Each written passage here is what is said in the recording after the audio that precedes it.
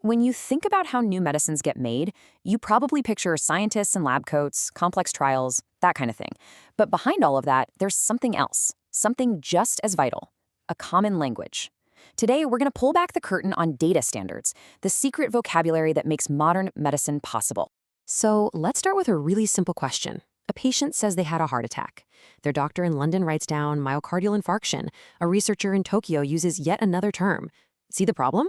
When you're trying to combine data from thousands of people all over the world, that little difference isn't just messy, it's actually dangerous. And this slide, it just lays it all out perfectly. On the left, you have total chaos. A simple headache is called 6 different things. I mean, good luck trying to analyze that data reliably. But on the right, you have pure clarity. One term, headache, with one unique code. That, right there, is the power of getting everyone on the same page. Which brings us to our first big point. This isn't just about being neat and tidy. Without a common vocabulary, you open the door for a very dangerous misunderstanding. Think about it. How could you ever spot a rare, serious side effect if every hospital is describing it using different slang or abbreviations? You'd never connect the dots. Yeah, this isn't a matter of personal preference, it's an absolute necessity.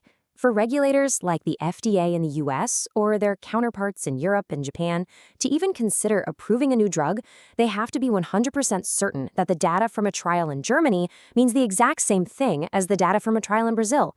And the only way that happens is if everyone is speaking the same language. So, okay, how do you actually build this universal language?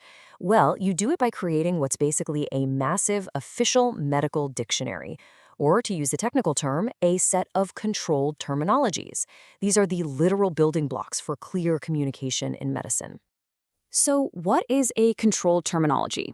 It's really just an official, pre-approved list. It says, these are the only words, the only codes, and the only units of measure you are allowed to use. So no more writing sore head or HA in the database. Everyone has to use the official term. It just cuts out all the guesswork right from the start. Of course, somebody has to be in charge of these dictionaries, right? It's not a free-for-all. There are specific global organizations, we can call them the standard setters, who are basically the architects and the chief librarians of this entire system. And here they are, the major players. Think of CDISC as the one who sets up the structure, the shelving system in a library.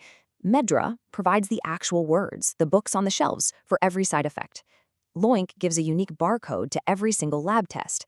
UCOM makes sure everyone agrees on what mg/kg means. And Uni gives a unique ID to every drug ingredient. Let's zoom in on CDISC for a second. It really is like the master librarian.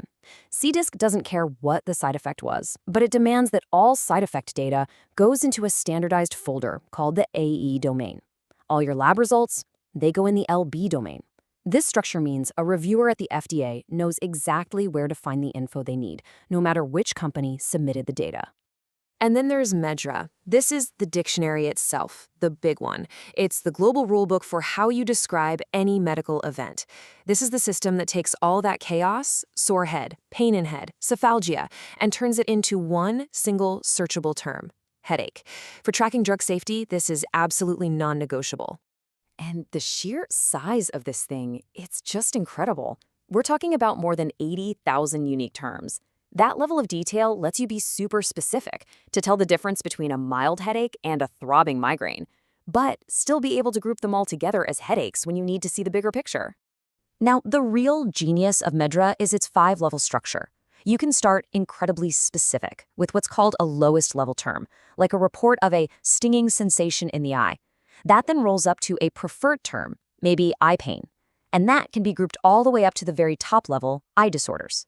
This allows regulators to see both the individual trees and the entire forest at the same time. Okay, this next part is really important to get. These standards, they are not friendly suggestions. They are the hard and fast rules of the game. And if you don't play by the rules, the consequences are, well, they're pretty severe. I mean, this quote just says it all. If you send your data to the FDA for a new drug and it's not structured perfectly according to the CDISC standard, they won't even look at it. It gets rejected on the spot. End of story. And what does a rejection like that actually mean? It means your team has to go back to the drawing board, remap all of your data, and resubmit. That's an expensive process that can easily add 3 to 6 months to your timeline. That's half a year that a potentially life-saving drug is delayed from getting to patients. And in case you're wondering, this is not just a US thing. Not at all. The world's biggest regulators, the FDA, Japan's PMDA, Europe's EMA, they're all on board. CDISC is mandatory in the US and Japan. MedDRA is required for safety data pretty much everywhere. It's this global agreement that makes the whole system actually work. So you go through all this trouble, you build the dictionaries, you set the rules, you enforce them. What's the payoff? Well, the payoff is huge. For pretty much the first time in history, the entire world of medicine is starting to speak the same language. This is the ultimate goal. This is what it's all for.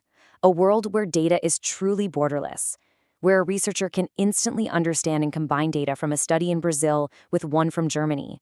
It means we can pool our knowledge, find answers faster, and spot safety issues by looking at data from over 130 countries at once. So why does all this technical stuff matter to you and me? Well, it means drugs get reviewed faster, it means our safety systems are smarter and can catch problems on a global scale. It just makes the science itself more reliable. And this is a big one. It's starting to unlock the incredible potential of real-world evidence from all our electronic health records. And that really leaves us with one last kind of exciting question. For centuries, our medical knowledge has been locked away in different languages, different formats, different silos. Now that it's all starting to speak one unified language, what new secrets will it tell us? What hidden connections are we finally going to see? We are just beginning to find out.